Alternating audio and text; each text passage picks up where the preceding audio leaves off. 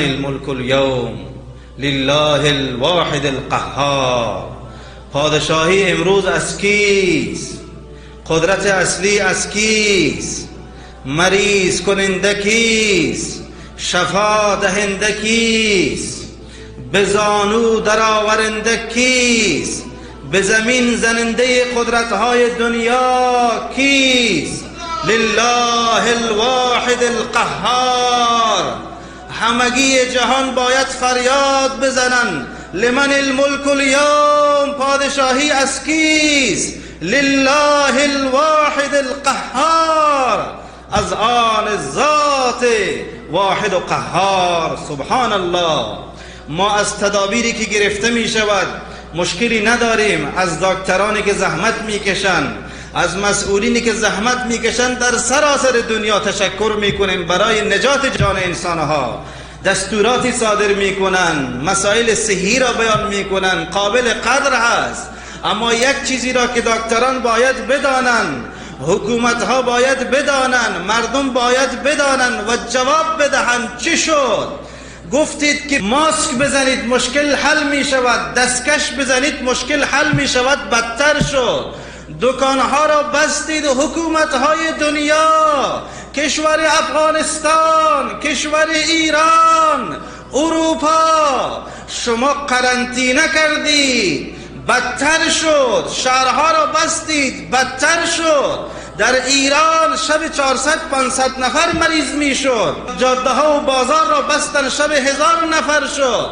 شهرها را بستن، شب 3000 نفر شد. نمازهای جمعه را و جماعت را بستن، شب 4-5 هزار نفر شد. چیکار شد؟ از دکتران دنیا جواب بدید، قدرتمندان دنیا جواب بدید. چی شد؟ قرنطینه جواب نداد، بازار بسته شد جواب نداد، مساجد بسته شد جواب نداد. لمن الملک اليوم. پادشاهی از کیست؟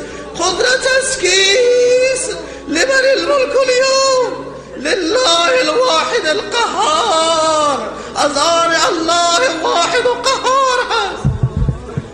چرا قبول نمی کنیم دکتران دنیا، متخصصان دنیا، مردم دنیا؟ من شما همگی قبول بکنیم که از جانب الله هست.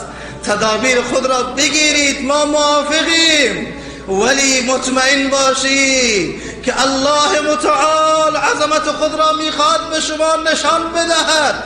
بگویید که از جانب الله هست. دکتران دنیا بگویید که الله مریضی را آورده.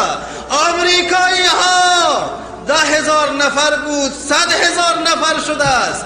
ایرانی ها 1000 نفر بود، دیشب 50,000 ایرانی مریض شده است تا دیشب.